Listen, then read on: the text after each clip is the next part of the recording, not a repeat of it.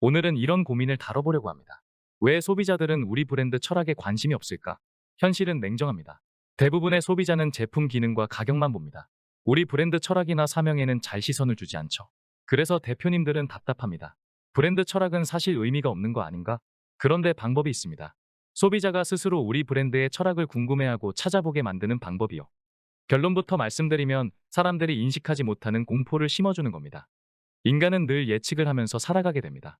우리가 무언가를 볼 때 그냥 있는 그대로 보는 게 아니라 내가 살아오면서 쌓아온 경험과 관념, 일종의 프레임으로 세상을 해석합니다. 이틀을 심리학에서는 스키마, 신경과학에서는 예측 부호화라고 부릅니다. 이는 생존에 굉장한 도움이 되죠. 예를 들어 식당에 들어가면 계산대가 어딘지, 메뉴판이 벽면 어디 붙어 있을 거라는 것을 생각하기도 전에 이미 예측하고 있죠. 이게 스키마, 예측 부호화예요. 경험과 관념으로 만들어진 예측의 틀입니다. 그런데 갑자기 그 틀에서 벗어난 장면을 만나면 뇌는 순간적으로 공포를 느끼게 됩니다. 인식하지는 못하지만 약 0.2초 짧은 시간 동안 몸이 공포로 얼어붙게 되죠. 그러면 우리의 뇌는 즉시 주변에서 단서를 찾기 시작합니다. 원초적 생존 본능이 발동하면서 안전하다는 걸 확인하기 위해 극도의 호기심과 집중력을 발휘하게 되는 거죠. 그리고 재미있는 사실은 안전하다는 걸 확인하면 그것만으로 공포는 호감으로 전환된다는 겁니다. 이 원리를 가장 쉽게 볼 수 있는 게 미술관이에요. 평소엔 글을 잘 읽지 않는 사람도 미술관 가면 작품 옆 캡션은 꼼꼼히 읽습니다. 왜일까요? 작품이 낯설기 때문입니다. 낯설미 뇌를 자극하고 이게 무슨 의미지? 라는 호기심을 불러옵니다. 그리고 작품 캡션이 단서가 되어주면서 작가의 철학까지도 이해하게 되는 거죠. 현대미술이 늘 새로움을 추구하는 것도 같은 이유예요. 예쁘고 익숙한 것보다 낯설고 이해하기 어려운 작품일수록 뇌는 더 큰 호기심을 느낍니다. 그리고 그 순간 작품의 철학까지 궁금해지는 거죠.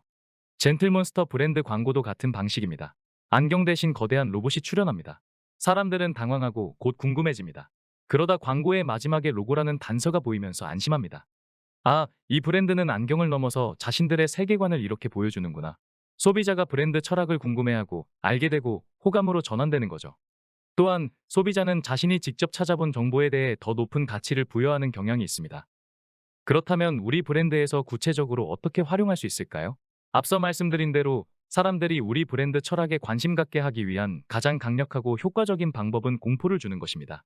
여러 가지 방법이 있지만 브랜드에서 활용할 수 있는 가장 쉬운 방법은 디자인으로 차이를 만들어 공포를 주는 것입니다. 비언어적 표현이면서도 직접적으로 메시지를 전달할 수 있죠. 대표적으로 인간이 공포를 느끼는 순간은 예상하지 못한 것, 알 수 없는 것, 압도적인 것을 봤을 때입니다. 예상하지 못한 것을 봤을 때 우리의 뇌에서는 논란반사 현상이 일어납니다. 예측 보호화된 뇌가 예측 오류에 빠지면 즉각적으로 편도체가 활성화되고 논란반사로 몸이 굳고 활성화된 편도체가 정보를 처리해 오류를 해결하는 거죠. 또한 알 수 없는 것을 봤을 때 편도체와 함께 선피질과 배회측 전전두엽이 함께 활성화됩니다.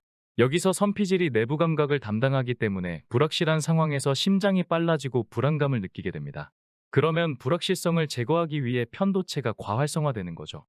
마지막으로 압도적인 것을 봤을 때, 예를 들어 거대한 건축물이나 군중, 폭풍, 그랜드 캐니언 같은 대자연은 시각 피질에서 스케일을 처리할 때 과부하를 일으키고 편도체가 동시에 자극됩니다. 이때 나타나는 감정은 경외와 공포가 섞인 상태인데, 이로 인해 위협 반응과 자신이 작아지는 감정을 느끼게 됩니다.